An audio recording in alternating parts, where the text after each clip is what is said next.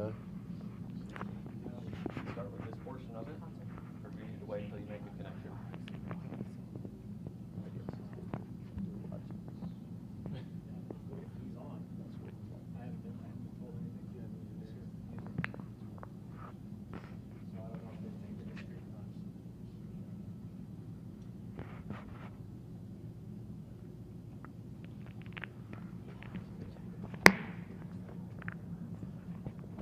Are you streaming, Eric?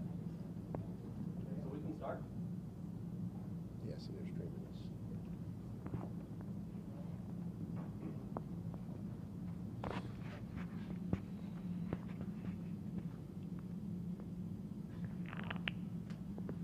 Welcome everybody to the Montana edition of the Big Sky Conference Basketball Media Days. For anybody who's watching the stream, we will start with opening comments from the coaches, and then we have a prepared question for each of the players. And then we'll move on to the local media who is here and pass the microphone around for their question to be answered. And once those are through, we'll go to the, if anybody has called in from out of the market, we'll go to that. We have Walter Wright and Travis DeCure from the men's basketball team, Shannon Schwain, Alicia Sims from the women's basketball team. Travis, we'll start with you. Talk about the season so far and just look ahead to what you have in the non-conference, and then what you guys need to do to get back to the Big Sky Conference tournament championship game this year. That will be a tough race. I think there's quite a few teams this year expecting to see themselves in the conference championship game, and that's what's exciting about this whole thing. For us, we go through change. A lot of teams try to figure out how to replace 20 and 10. And for us, it's a little different style of basketball in terms of our approach, a lot more outside in with spacing and three-point shooting. But we also will have production inside and have the opportunity to still play with the same blueprint. So there's not a whole lot of change in terms of what we run, but maybe the type of shot we get at the end of the sets or how quickly we get up and down the floor would be the biggest difference for us. We're really excited about some opportunities this year. Strongest schedule probably in the history of Montana basketball. The upside to that is that these guys are fired up about a chance to play against top 20 teams, top 25 teams early in November. A chance to travel down to good weather and play in an elite tournament. And then also learn, from some bumps, some scrapes, some bruises.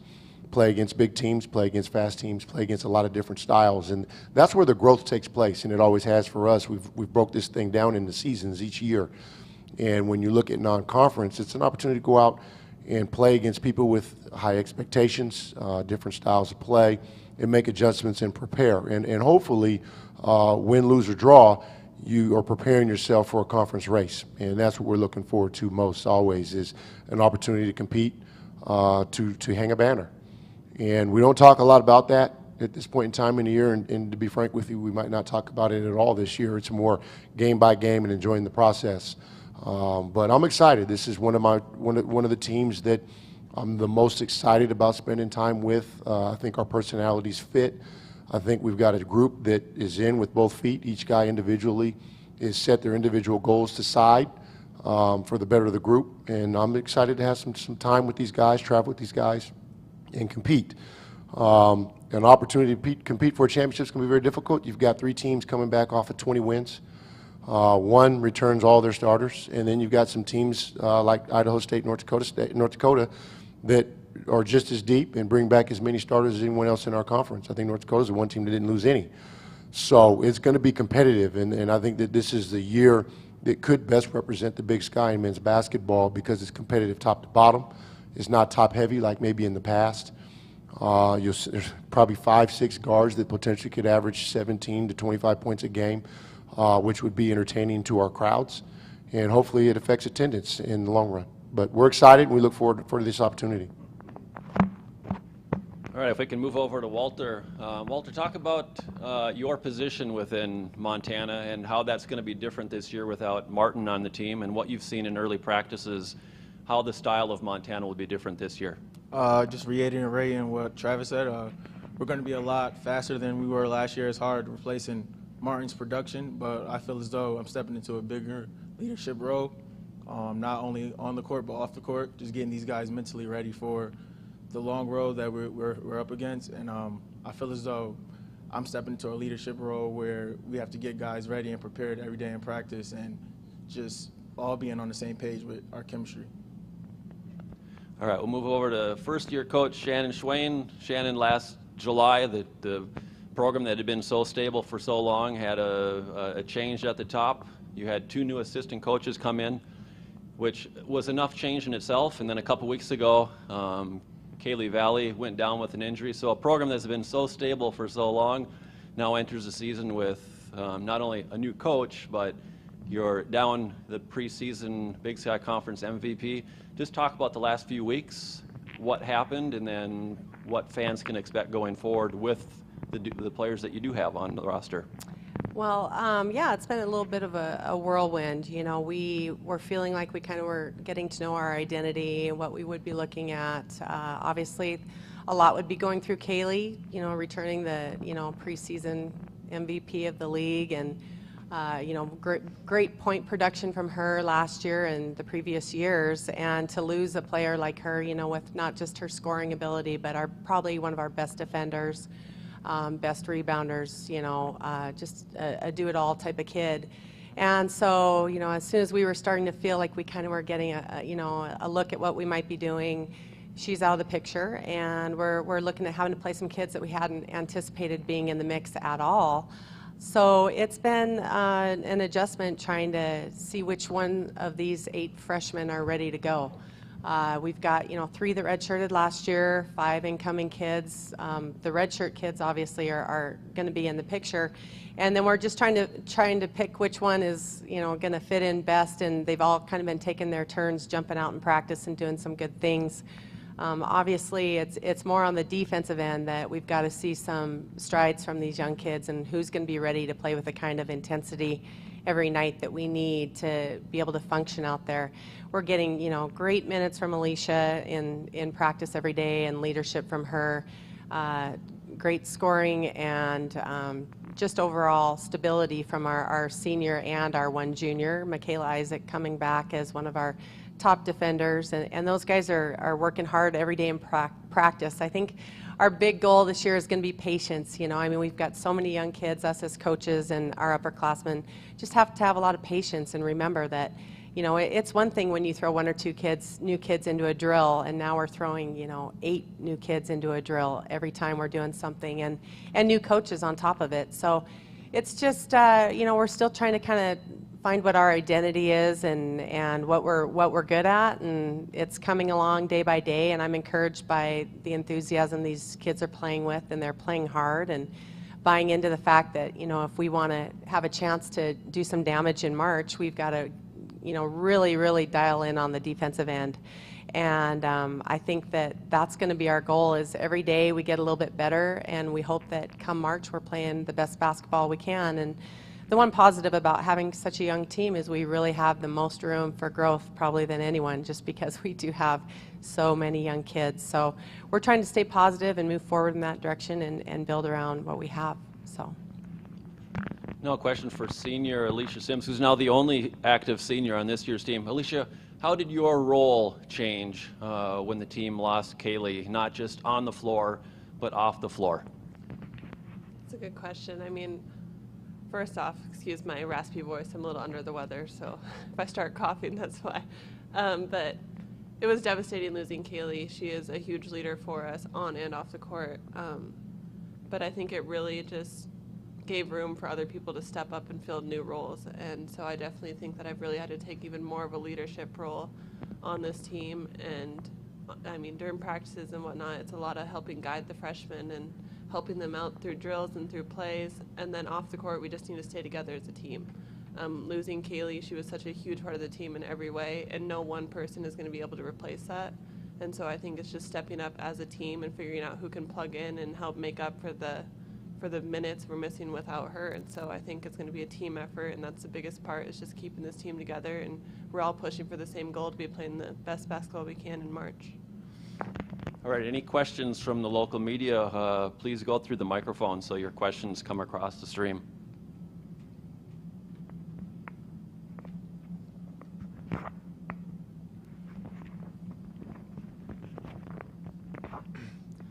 Coach, following the departure of a very storied coach, how do you prepare yourself for this season, and how do you prepare yourself to fill those big shoes? Well, you know, I don't think anybody could replace Robin, what he did here and the legacy that he had, you know, the success that he had and just the person that he was. It was very unique.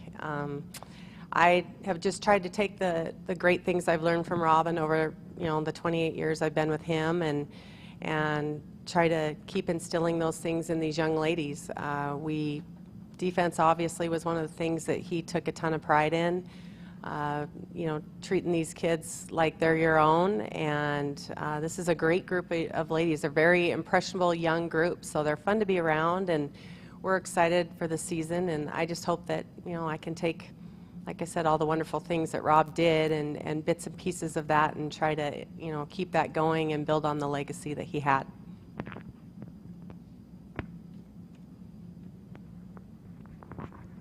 Travis, you talked about, you mentioned how guys like Saeed can play up to the 4. You have other guys who can play different positions. What kind of, what does that allow you guys to do with that versatility? It allows us to be creative on both sides of the ball. Right now, you know, we're recovering through injuries. We've had 3 potential starters miss practice for at least a week or more. And so it creates depth on one side of the ball, on the defensive side of the ball. We can go with the speed lineup and pressure and make things happen. We can also go big. Like we did in the championship game, we went big in the conference tournament because we knew playing Sac State, Idaho, and Weber that we're going to be physical basketball games, and those games are going to be won in the paint. We want to be able to have that same flexibility on the defensive end to rebound against some bigger teams or whatnot. But the other piece to it, too, is the versatility allows playing time and opportunity. And when you've got so many guys coming in, new faces like a Saeed Pridgett, Alfonso Anderson, that expect to be impact players right away on a team that returns eight guys from your top rotation, it's more opportunity for them to see light at the end of the tunnel in terms of ways to get on the floor. But the biggest thing for me, versatility allows you to adjust to what your defense is doing. The team against us, if they want to take something away, then we can attack another way. And whether that's pounding the ball inside, spreading the floor, our three-point shooting is going to definitely be an advantage for us from the 4 spot.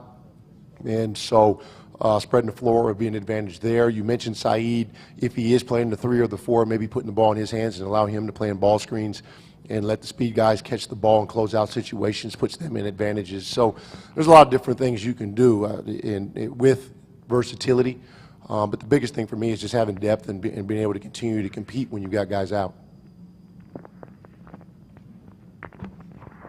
Walter, you got a nod from the Big Sky Conference this week, and you talked about Martin not being around. Does that change the way you handle the ball this year? Basically stepped into the same role. The only thing that might have changed from last year is the leadership role within carrying the guys and being more vocal in the locker room and being more vocal with the younger guys than I was last year.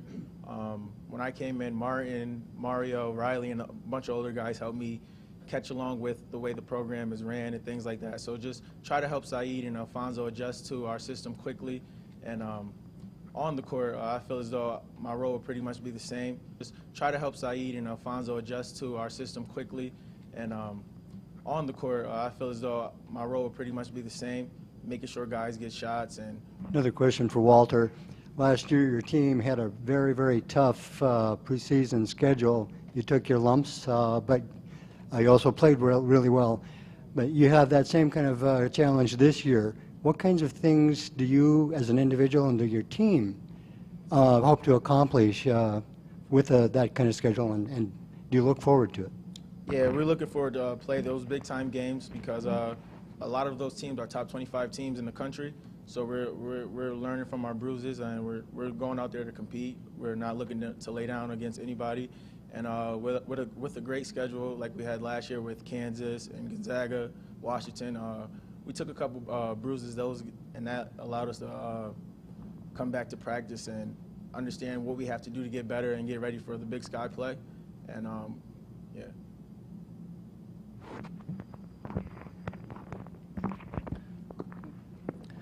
Coach, you're kind of in the you're kind of in the same position a little bit as the Lady Grizz, where you got a young team, but you also gained a lot of experience last year. How much room do you feel that your team has to grow still? A lot.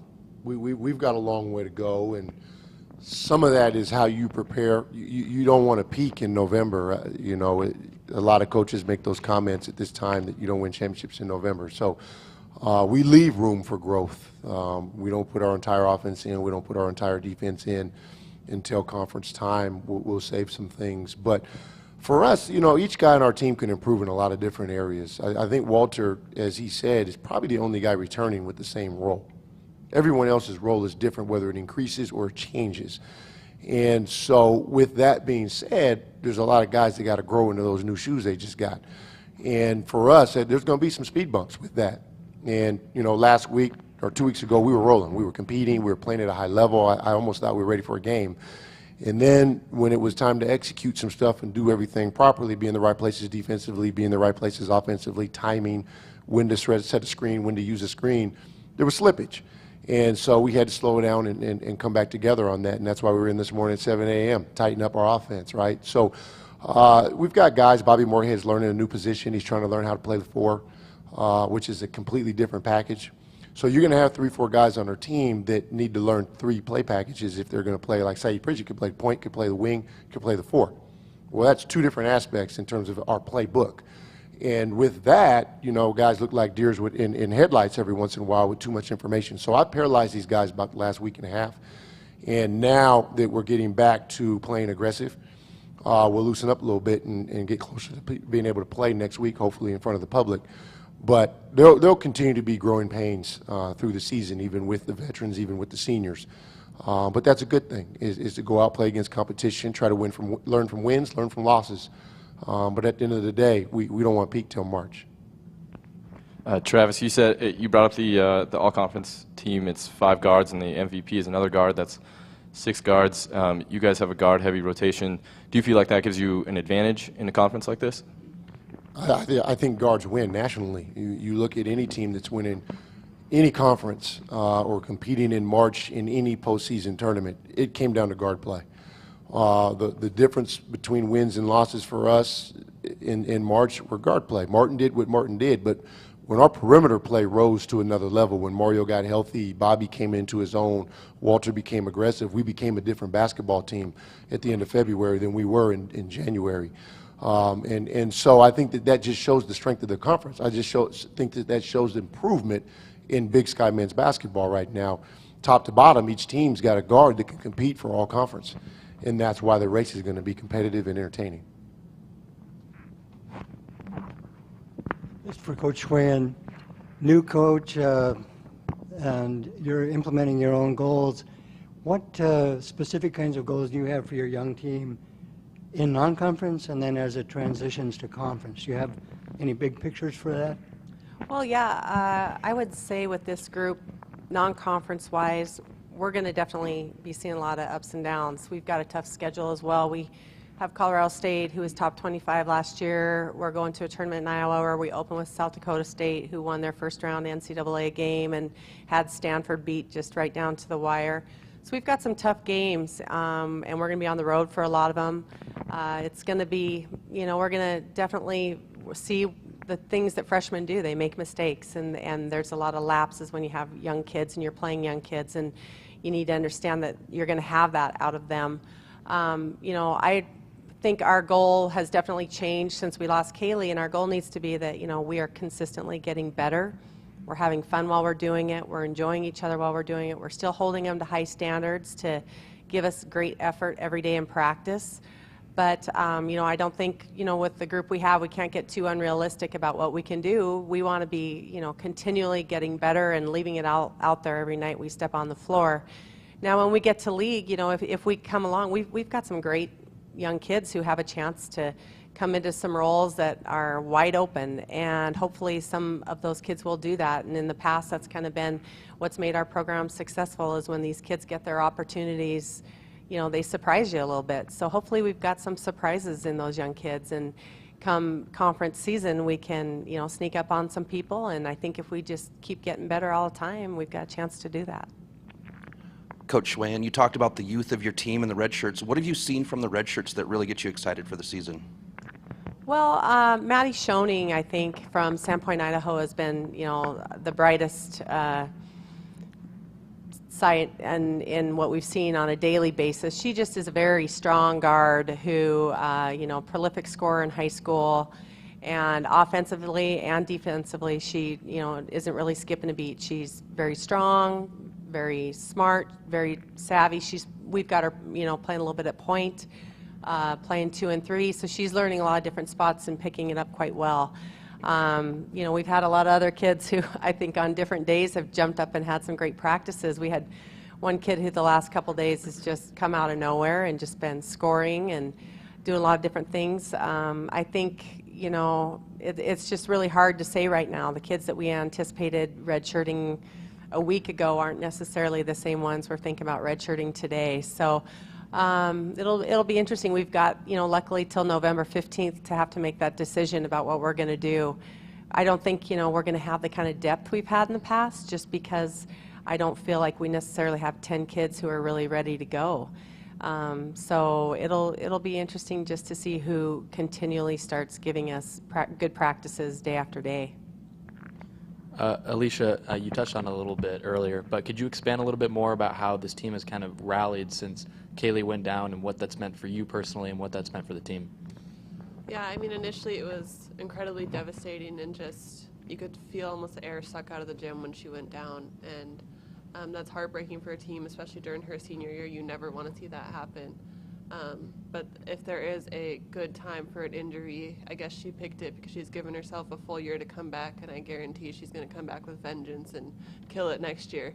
But she also gave us time to realize that we're going to have to play without her. And so I think that was really key, is that everyone's realizing that we need to step into that role. We need to figure out what this new team image is and how we can figure that out to be the best team we can be. And I think that's what's really picked up, is just that we're all realizing that we need to fight for each other and fight for this team, and it's not going to be the same as it would have been with her, but we're going to have to be scrappy and find our own way to do it, and I think this team can definitely do it. We have a lot of potential and a lot of girls who are really stepping up and filling roles already. Walt, last year you came here as a scorer from junior college. You had to find a way to become a playmaker. It seemed like you were able to do that. What did you learn last year, and how can that apply to your role this year? Stepping into an unselfish role. My whole life has been a different role than I have when I came here, but with a coaching staff that constantly stays on me and make sure that I'm doing the right thing all the time. I'm not going to be perfect, but they understand that. They understood that, and they had patience with me and understood that eventually I would turn the corner, and they believed in me and made me realize that I can do it and I can be the point guard that they wanted me to be, with Mario going down and things like that. And I just feel as though I'm basically in the same role. It's just a little bit more aggression on the offensive side with scoring-wise, but I feel as though I still am in a position to get guys shots and make sure that our team is running the right way, and being the coach on the floor, being an extension of Trav, and making sure we're running well.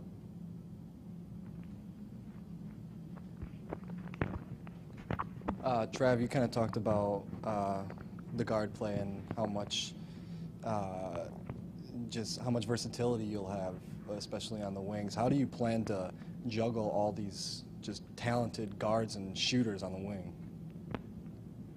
I'm going to let them do it.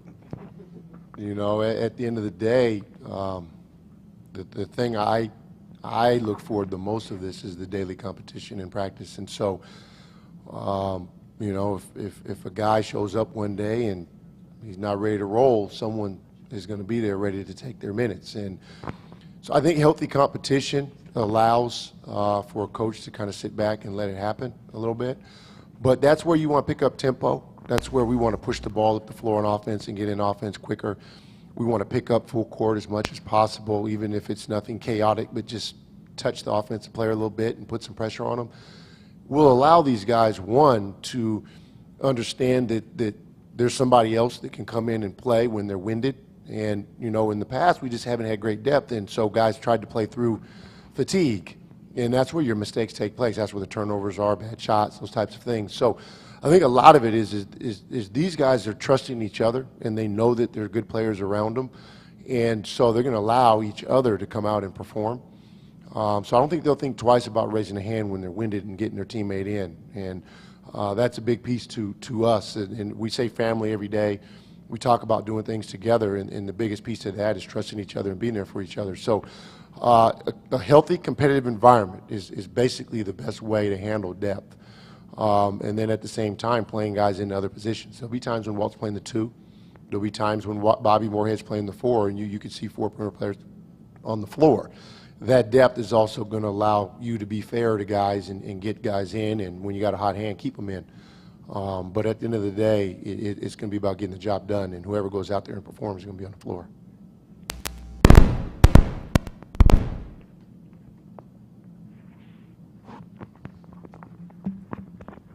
Travis, I know March is a long time away, but you guys did experience from the quarterfinals all the way to the championship game last year of Reno.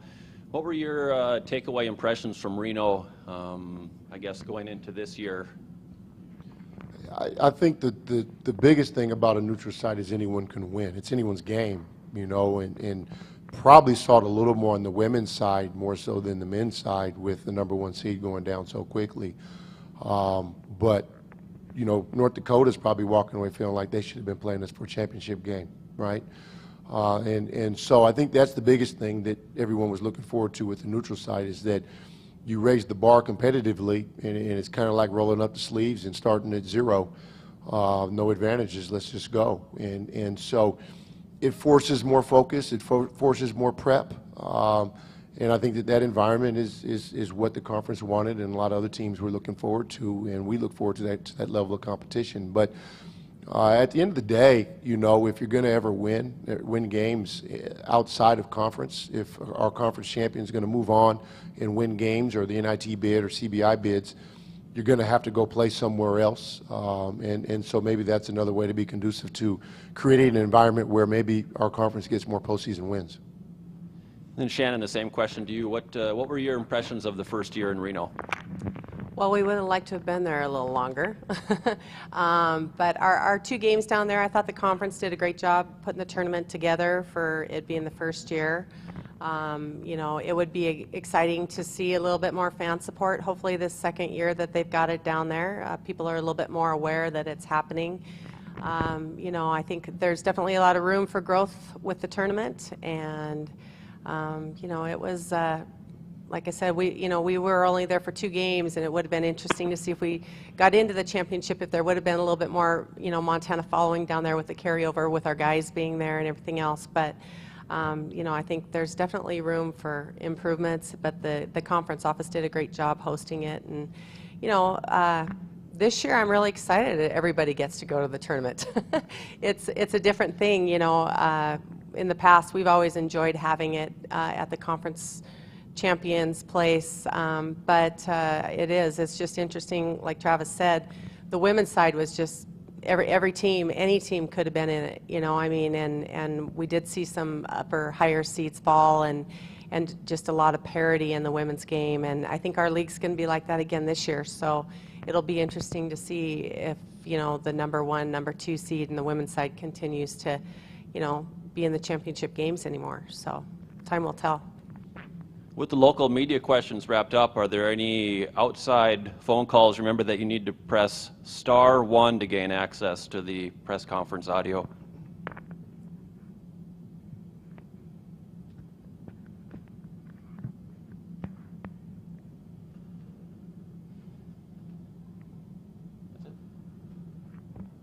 All right, thanks everybody. Thank you.